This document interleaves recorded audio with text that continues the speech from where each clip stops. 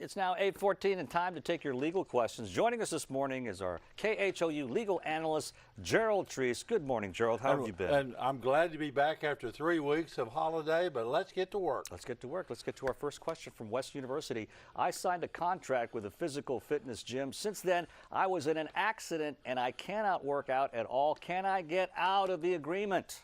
The short answer is no. Usually the answer is no, and here's the reason.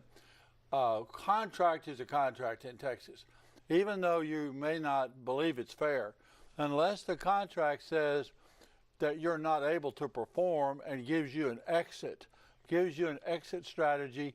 The fact that people sign up, and it happens every January, people sign up and pay some money, and then the problem is that this person got injured and can't work out.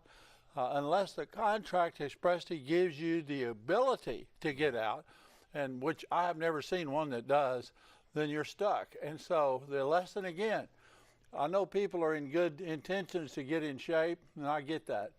But if you start off and you pay for a contract, you got to honor it. Yeah, I know, and sometimes it's very hard to get out of these agreements with some of these gyms. And it's very hard if you need to work out. You got plenty of tracks and you got plenty of things you can go ahead and start working. That's what you do, Ron, That's right? what I do, yes, quite vigorously every day.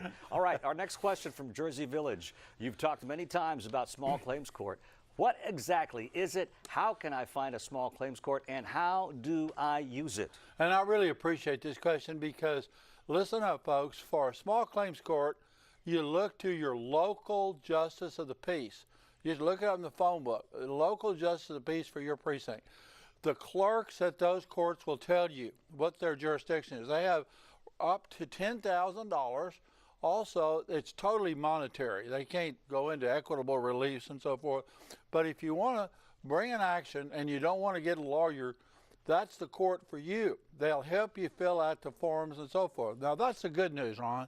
The bad news, over the years, we have a lot of people that win judgments in small claims court, but enforcing it, trying to get the money out of the person that they have a judgment against, sometimes requires a little bit more. And that's why you've got to stay on top of it and get an abstract of judgment.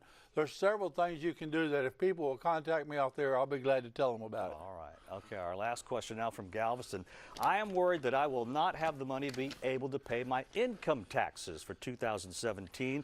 What, if anything, can I do? As I tell my students, listen very carefully to what I'm about to say.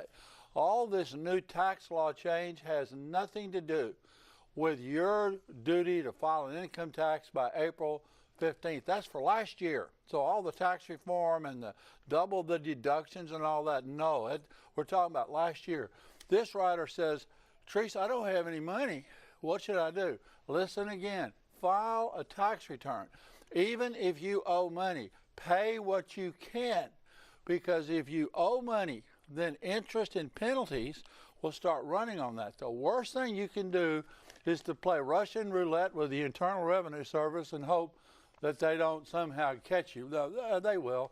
And I know we're out of time, but the law school, South Texas College of Law Houston, is having, again, free tax clinics. Free is the big word here. That if you need help filing your tax return, we'll be telling you more about that and how to get a hold of them. But if you don't want to wait, just call the law school, South Texas College of Law Houston, and ask for the tax clinic. Taxes, my favorite thing. Thank you so much again, And Gerald this Treece. is my favorite thing, the Legal Journal, and we're back. All right. Hey, if you've got a legal question you'd like to have answered, well, just email Gerald Treece at the email address you see right there on your television screen. All right, it's 8